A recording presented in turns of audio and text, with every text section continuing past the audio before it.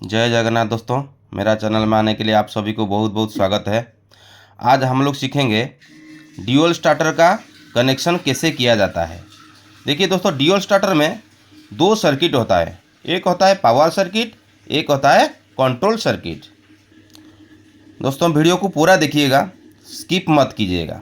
Skip करने से आपको समझ में नहीं आएगा। पहले दोस्तों पावर सर्किट के बारे में हम लोग जानते हैं।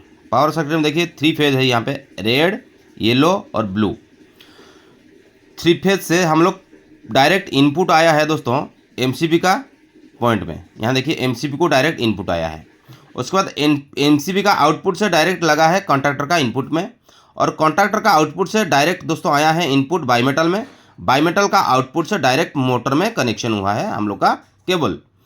तो पहले हम लोग जब एमसीबी ए ऑन करेंगे, डायरेक्ट कॉन्टैक्टर का इनपुट को आएगा सप्लाई।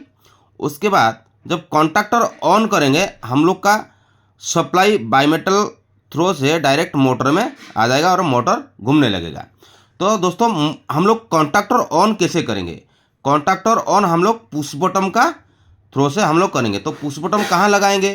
तो पुश बटन दोस्तों लगाएंगे हम लोग कंट्रोल सर्किट में। तो देखिए यहाँ पे रेड फेज है, रेड फेज डायरेक्ट यहाँ पे ले आएंगे एक ठो फेज।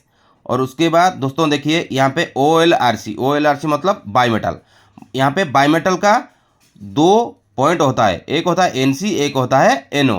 दोस्तों NC पॉइंट में हम लोग डायरेक्ट कनेक्शन कर देंगे।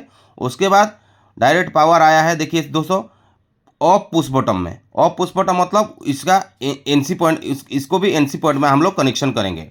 उसके बाद दोस्तों आया है ऑन PB मतलब ऑन पुश बटन, उसका NO पॉइंट में हम लोग डायरेक्ट दोस्तों कनेक्शन करेंगे। उसका डायरेक्ट आया है कॉन्टैक्टर का कॉइल को, और यहाँ पे दिया गया है येलो फेज मतलब ये 440 वोल्ट का कॉइल है। उसके बाद दोस्तों यहाँ पे हम लोग होल्डिंग देंगे। होल्डिंग नहीं देने से हम लोग क्या होगा, देखिए मान लीजिए हम लोग यहाँ पे होल्डिंग नहीं दिए हैं। मान लीजिए दोस्तों यहाँ पे हम लोग पावर दे दिए हैं, डायरेक्ट पावर हम लोग का ऑन PB का इनकमिंग में आ जाएगा। उसको जब हम प्रेस करेंगे, हम लोग का कॉइल में पावर आ जाएगा, और ये डायरेक्ट हम लोग येलो से एक ठो फेज कनेक्ट कर देंगे। तो जब येलो में हम लोग कनेक्ट कर देंगे और उसको हम लोग पुश कर देंगे, पुश करने के बाद हम लोग का क्या हो जाएगा, ये कॉन्टैक्टर जो है कॉन्टैक्टर ऑन हो जाएगा। कॉन्टैक्टर ऑन हो जाने के बाद क्या होगा, मोटर हम लोग का घूमने लगेगा। जब हम लोग पुश बटन को छोड़ देंगे, ये कॉन्टैक्टर का पॉइंट भी हम लोग का छूट जाएगा। तो इसको हम लोग होल्डिंग करने के लिए, मतलब ये कंटिन्यू कैसे घूमेगा, होल्ड करने के लिए हम लोग यहाँ पे एक तो होल्डिंग लगाए हैं। मतलब ये पावर कॉन्टैक्टर का एक तो ऑक्सिलरी कॉन्टैक्टर होता है, उसका NO पॉइंट में हम लोग 2 ठो कनेक्शन किए हैं। जब हम इसको ऑन करेंगे, हम लोग का ये होल्डिंग हो जाएगा। मतलब कॉन्टैक्टर का जो NC पॉइंट होगा NO हो जाएगा, जो NO पॉइंट है ये NC हो जाएगा। तो ये मान लीजिए जब ऑन हो जाएगा ये NC हो जाएगा।